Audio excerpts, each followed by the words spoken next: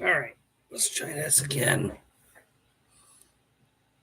Hopefully, it's just bad signal today. But here we go. Chapter 2 of my second book. Alright, hold on. Losing my signal.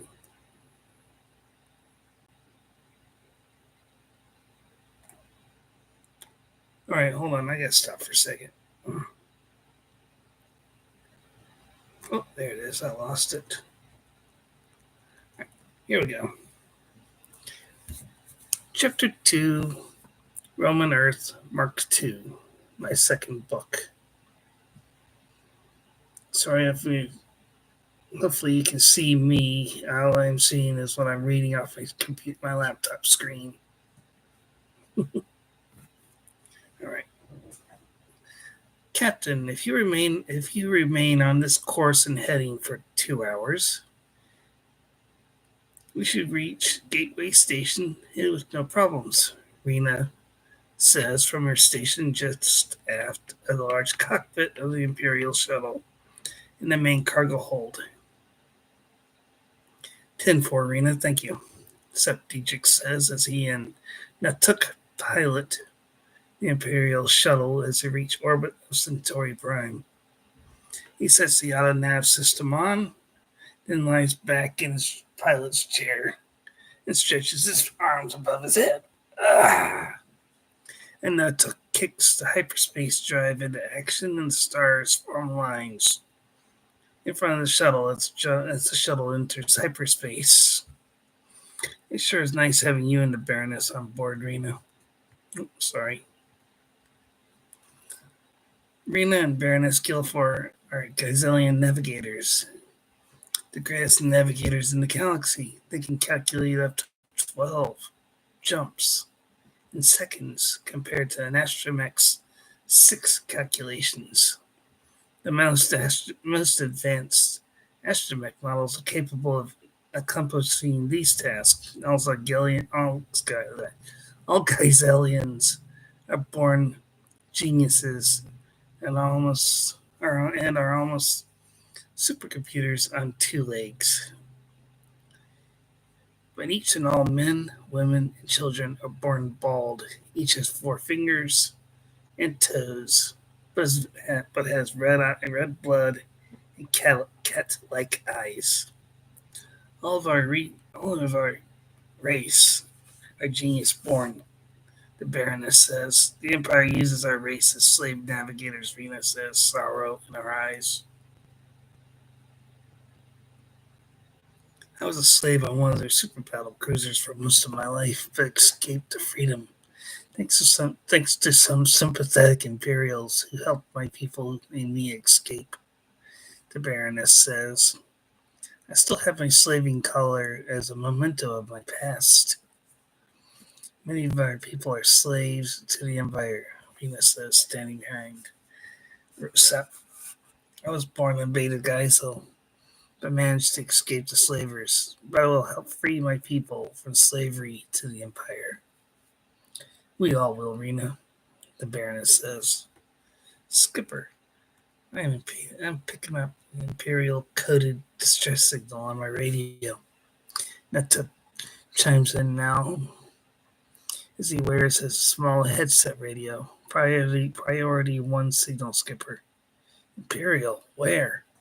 Dietrich asks, curious. Just half a light year ahead. Natuk says, plot it. We'll see what we can do. Well, help with. Sorry, little grammar error. We'll see what we can do to help. Is a ship in hyperspace? No, sir, Natuk says as he pulls the hyperspace throttles back. The shuttle drops out of hyperspace close to the disabled vessel. Their hyperspace drive is disabled. They have some 15,000 formerly enslaved people from planet Earth on board, catching Stephen, Hannah's, and Sep's attention instantly. Can you catch them through the... Sorry, can you patch me through to the captain? Dietrich asked. Glory on the horn, Skipper, Natook says. Captain Sep Dietrich to the Rebel Alliance, to the captain. A disabled vessel ahead. Do you read me? Dietrich calls over his headset radio. Roger, Captain Dietrich. I read you loud and clear, comes the response. Do I understand my first mate correctly? You have some 15,000 Earthlings on your vessel, correct? Dietrich asks flatly. Correct, Captain. I am making every effort to feed the refugees in my care, sir. I have men, women, and children from that martyred world. I have disarmed all Imperials on board. They will not make any effort to retake my vessel. I will not harm these brave people. I am also from planet Earth. I hold the Empire in complete accounting for its actions. Sorry, give me a second. Okay. So you will not turn these people over to the Empire? Dietrich asks. Negative. I have a heart and wish these poor refugees help. Sorry, let me start that over. Negative. I have a heart and wish to help these poor refugees of my trust, the captain says. Her voice is full and clear, filled with some static. I wish for you to know that there are 3 Earthlings on my ship, and I wish to thank you for helping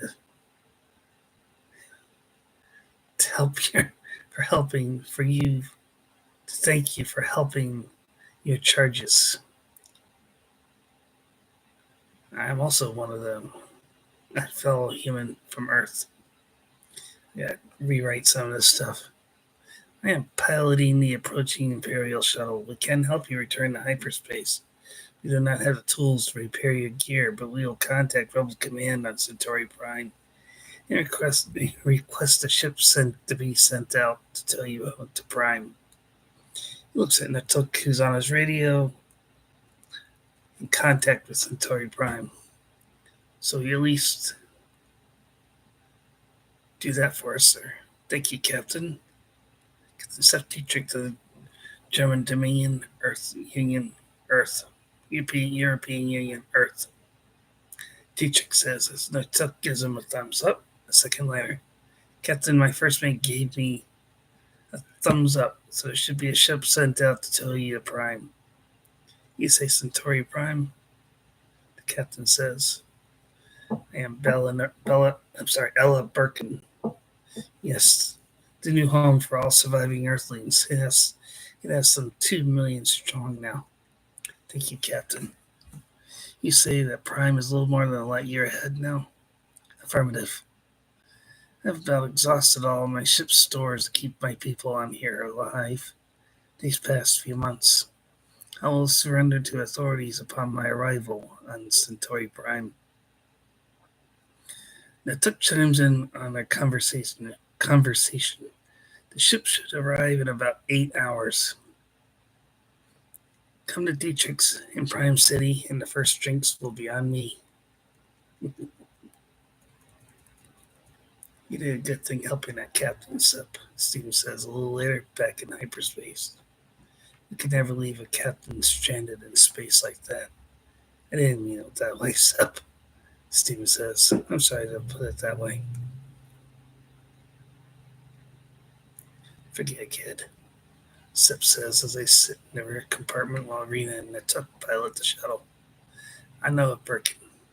She's a good captain. She has a level head on her shoulders. Does not care too much about politics or other things. I'm glad that she cares for human life. It's nice to know that she will not turn them Earthlings over to the Empire. Steven says. So am I, Steven. Hannah says as she eats a protein stick. The Imperial shuttle passes through a massive gateway located on the outer edge of the Milky Way galaxy. It exits through a gateway that brings them out at a halfway station,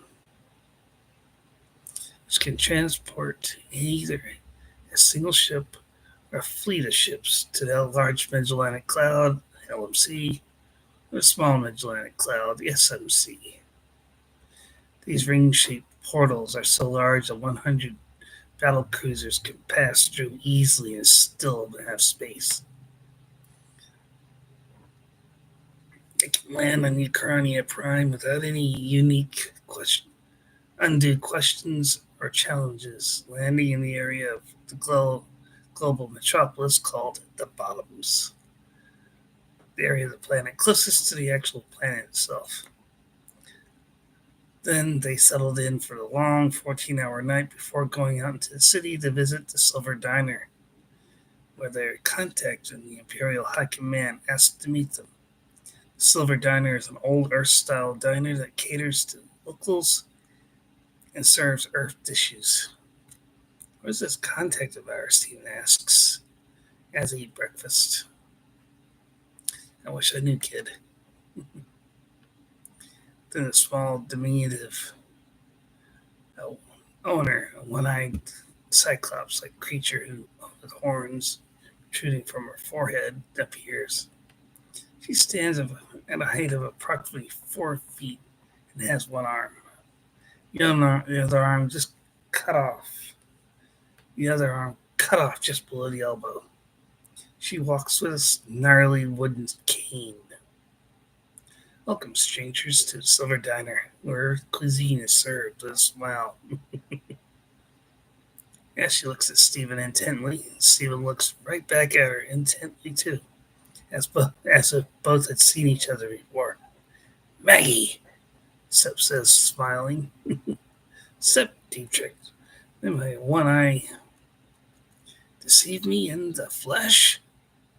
The woman, Maggie, says. I see the place is booming as always, Sepp says, as he pushes 2 small crates of Jack Daniels and Jim Beam out from under the table. These are for your collection. Jack Daniels, Jim Beam. I thought they were extinct centuries ago. Or so everyone thought. I found a secret stash on Mars after, well, you know, Sepp says. And these are the real McCoy, too. No, not counterfeit or watered down.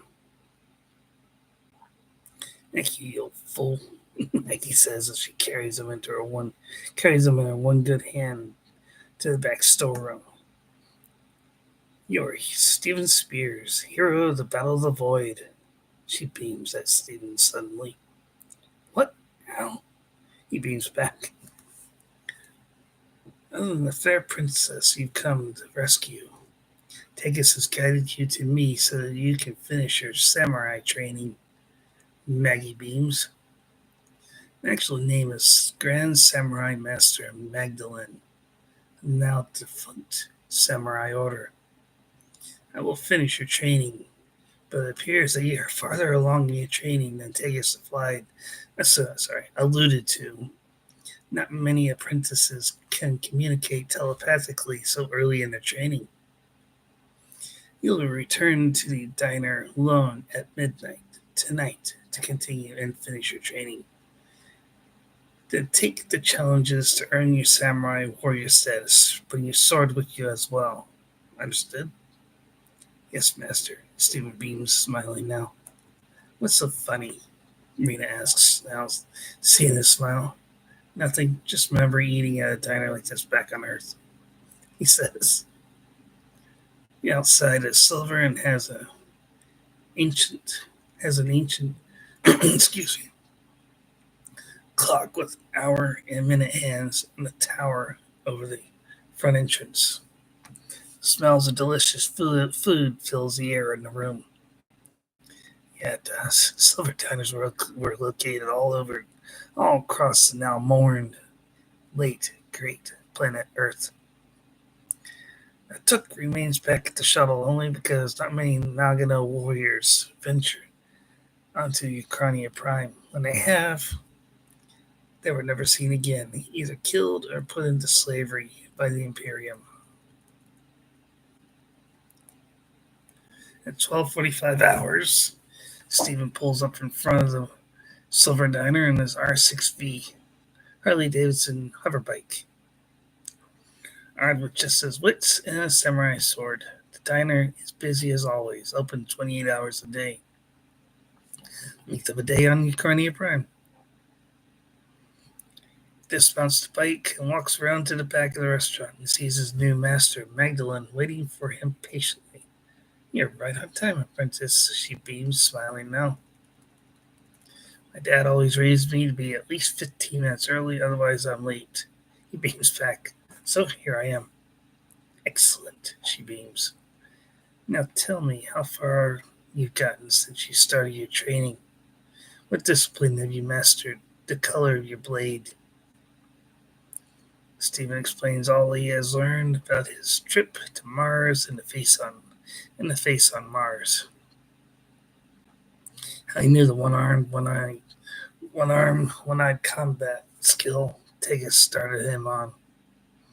He continues to discipline himself by focusing on his mind skills, including communicating with his mind and moving objects with his mind alone. Telekinesis. Telepathy. She works with him till almost dawn before letting him return to his ship. Okay, where have you been all night? Sup asks as he pours coffee into cups for everyone. What's with a friend, Sep? Just leave it at that, please. Whatever you say, kid.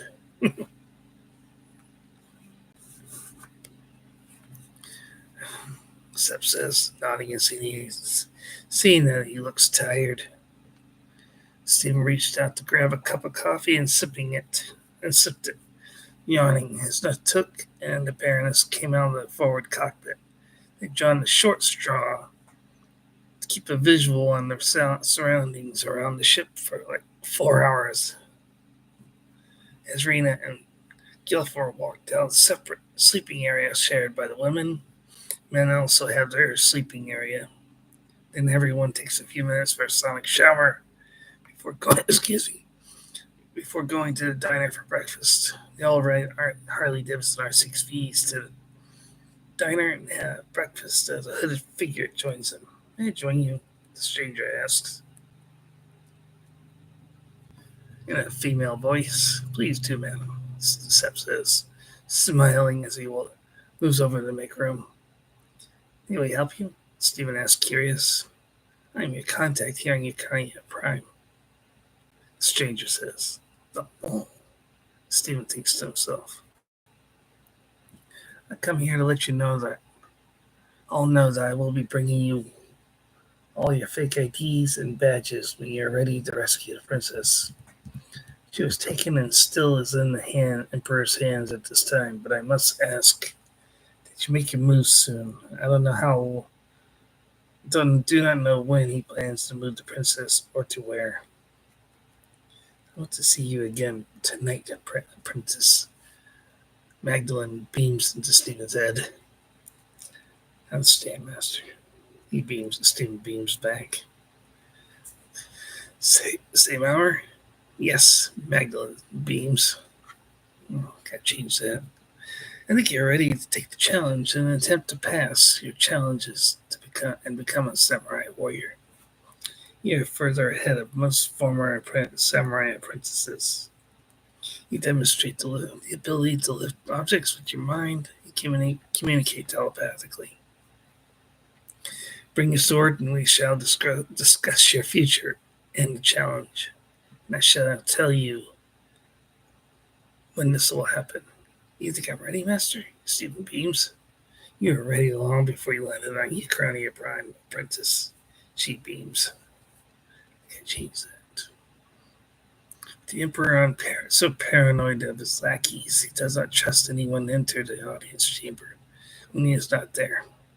The context says, I will not divulge my identity to you, but I am high in the Imperial fleet. But I do wish to switch sides and join the Rebel Alliance. I will help you save the princess. Deal. Says, nodding. Thank you. She says as she rises to her feet to leave. I will supply your IDs and badges tomorrow. Please be here at the same time and place. Understood, Stephen says as she walks back up the busy diner. Okay. Later, take a break. Sorry.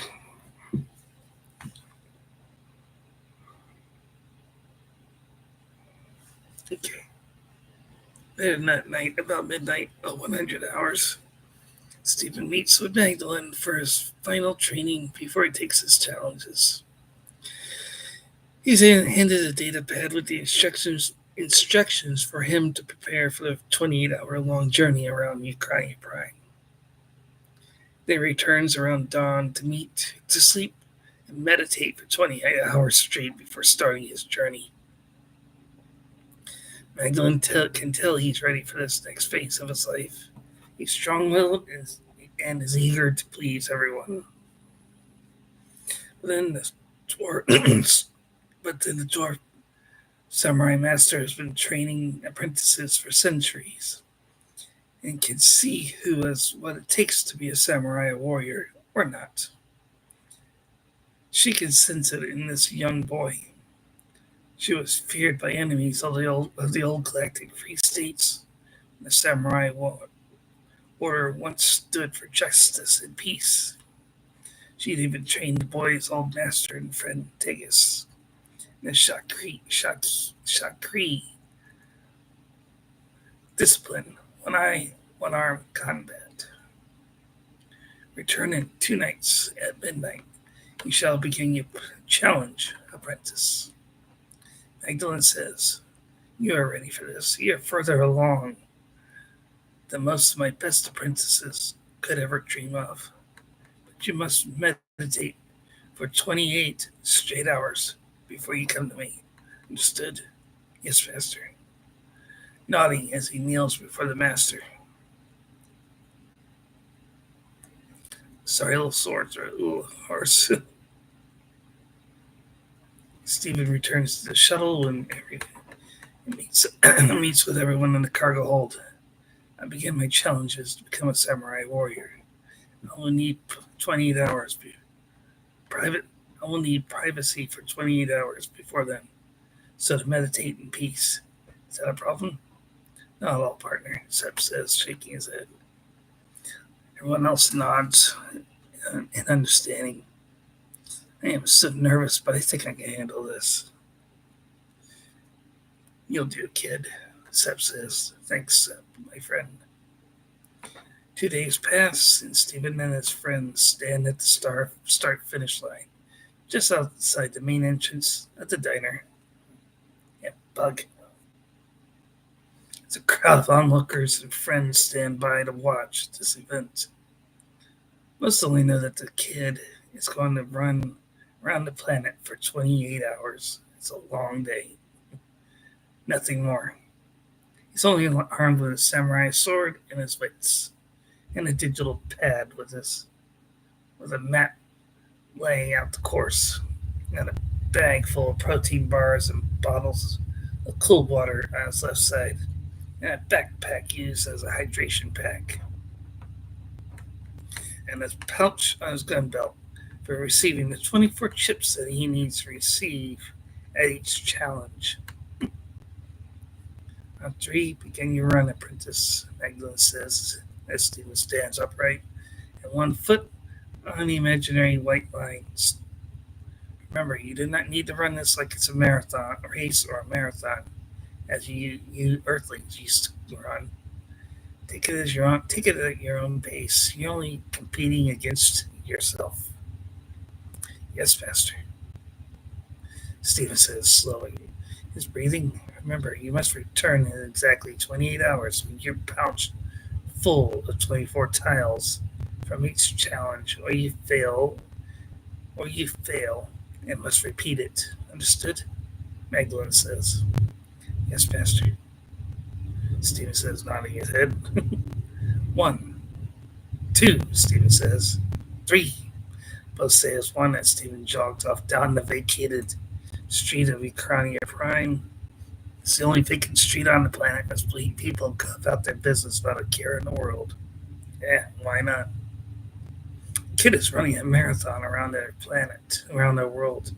Sep and his friends all walk back into the diner to watch Stephen's progress around the course as he reaches his first challenge. An easy one. The history of the order and location of the focusing crystals for all samurai swords. Challenges get tougher the further he goes, but he hopes he can survive them. By dawn, he's earned 6 tiles out of a possible 6 without one failure. If he fails, he must retake the challenge till he passes. But each failed challenge changes till he passes. But so far, he's not failed one challenge. But now he's entering the industrial sector of the global metropolis. The massive blast furnaces and pits of molten alloy of all kinds. He earns another 4 tiles out of the 4 required. Excuse me. Then passes through a cooling spray shower erected for this event. Uh, by midday, he's earned 12 out of 12. So now he's halfway to finishing his challenge. Having faced some physical challenge, sword duel with a robotic samurai warrior with an AI built into it to compensate for his combat skills.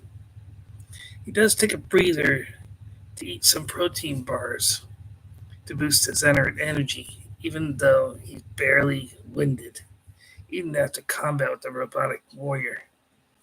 Sorry, give me 1 second.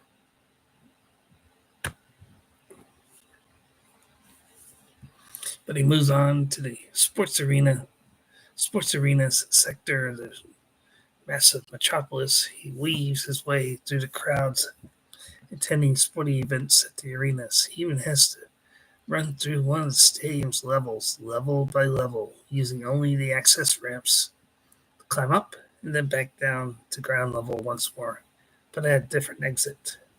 Upon exiting, he's handed a tile.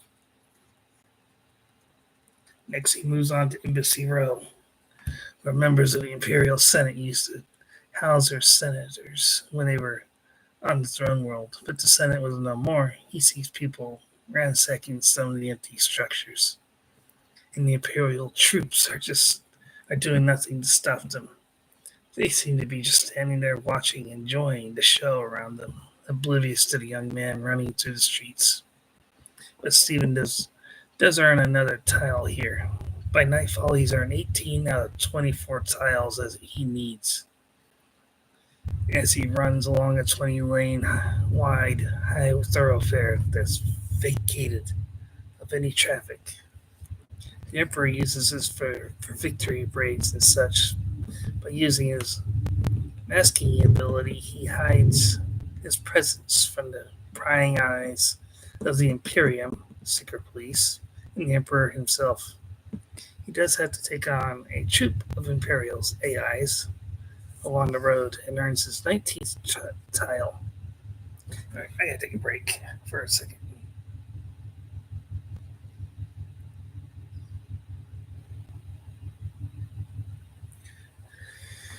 Okay.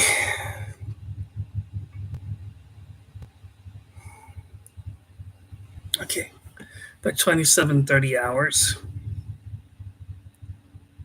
Steven's nearly exhausted, but near the finish line with 24 out of a possible 24 tiles in hand. He sees the finish line in sight and his friends cheering him on. They part as he passes by and crosses the finish line 30 minutes ahead of schedule. Wow.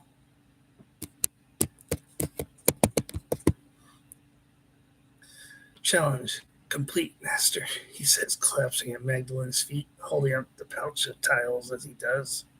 Let's see, she says, smiling, when she opens the pouch and pulls out one tile after another. She drops them on the ground at Stephen's feet, counting them as he does. What are you doing, Master? Stephen asks, confused.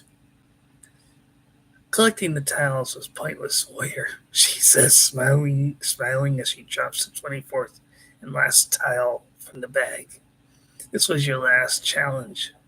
Return with 24 tiles in hand without fail. You did not fail, samurai. She drapes a hooded cloak over Stephen's shoulders now. He did it earlier than most apprentices would ever hope to do. Not many apprentices have completed their challenges ahead of time like you did. Hi, Hiki. I stopped you for a minute. My brother, I swear. What do you think? Can you hear me?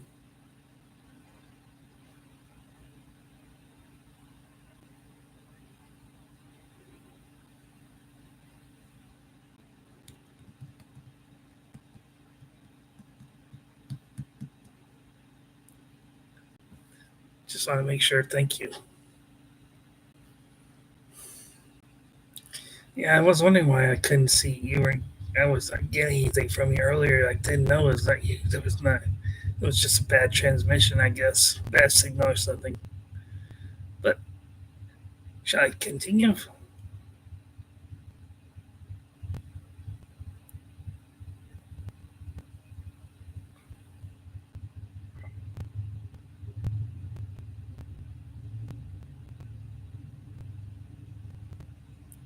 Thank you, my friend. All right. I am honored, Master, Stephen says, smiling as he rises to his feet now. May a fellow samurai join you, my friends? Natuk says as he comes forward holding up an activated samurai sword in his hand. The blade is blue, like his eyes. Wow, Natuk, you are a samurai too? Stephen asks, surprised. I was once a proud member of a once cherished order. Yes, Stephen, Natuk says. We watched your progress from the diner ace, Sep says, smiling. Congrats. Thanks, friends, Stephen says, smiling as he studies Natuk's long handle built for a warrior of his stature. Natuk is so Natuk is heartwarming to see that you survived the purge. I was on Earth when the then Vice Chancellor, sorry, give me a second. This, okay. The Vice Chancellor, now Emperor, ordered the purge of the Samurai Order. My friends and allies on Earth protected me from the purge.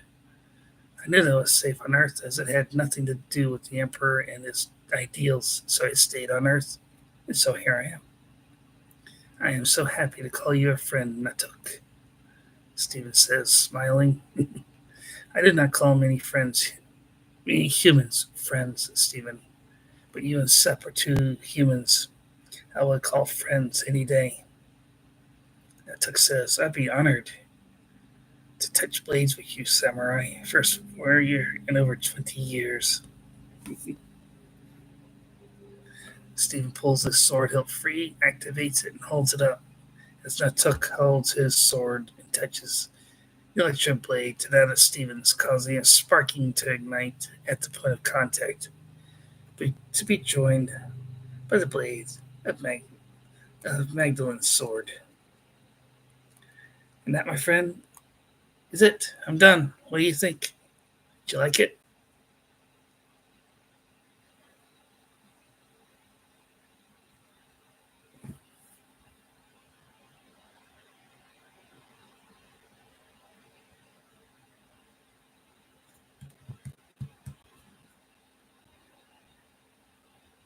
Any questions or suggestions?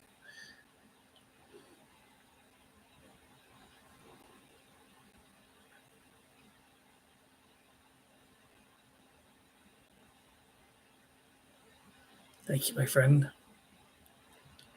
Sorry about earlier today. I thought it was a good transmission, but I should have known it was not working when all I was seeing was this spinning things. So tomorrow I'll try again with chapter 3. It's only 7 chapters in this book, but it's a longer book than the first one.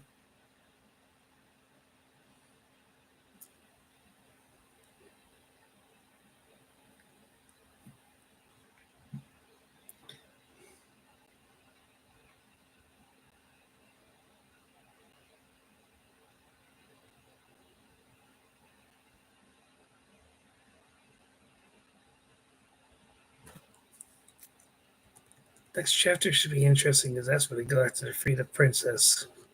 That's as far as I'm going to go with it.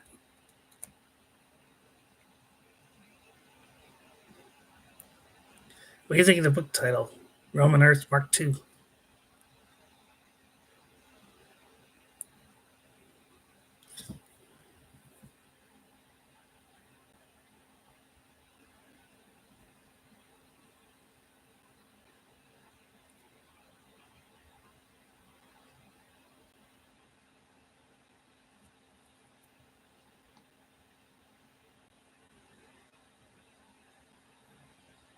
I need to go back and do some editing in my book. I did change book one a little bit. Just only one part of the book. I was thinking it's too much like the Star Wars Death Star, so I just changed that slightly. Yeah, they still have the MGB, but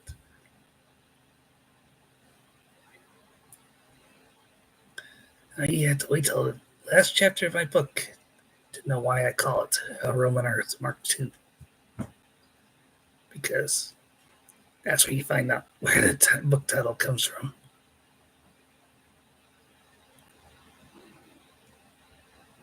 If I need to come back and edit my book, it's just I found some major errors, grammatical, spelling, stuff like that in my book. But that's but like any author or artist, they're always critical of their own work. And I'm very critical of my own work.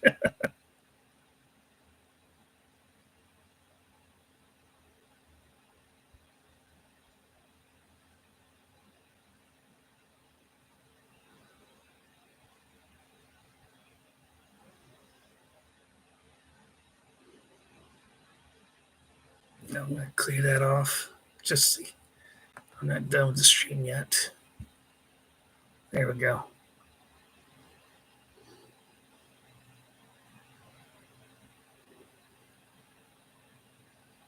I had a thunderstorm right before I started the stream. That might have caused the stream earlier to go bad.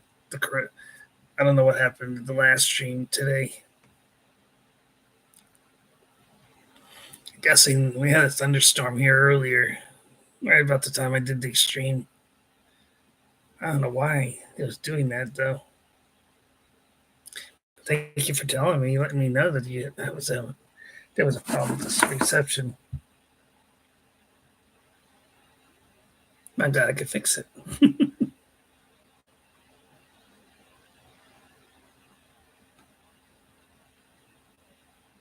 I'm going to call it a night. But you have a good night, my friend. I'll see you tomorrow.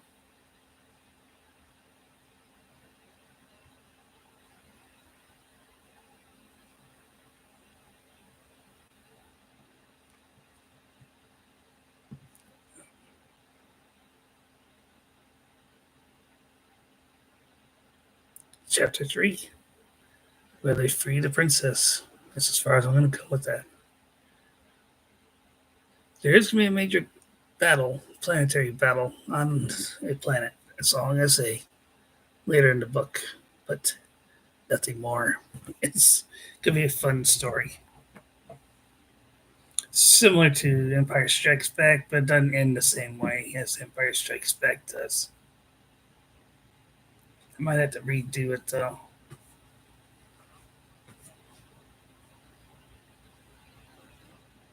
I appreciate you listening. You have a good night, my friend. Talk to you tomorrow.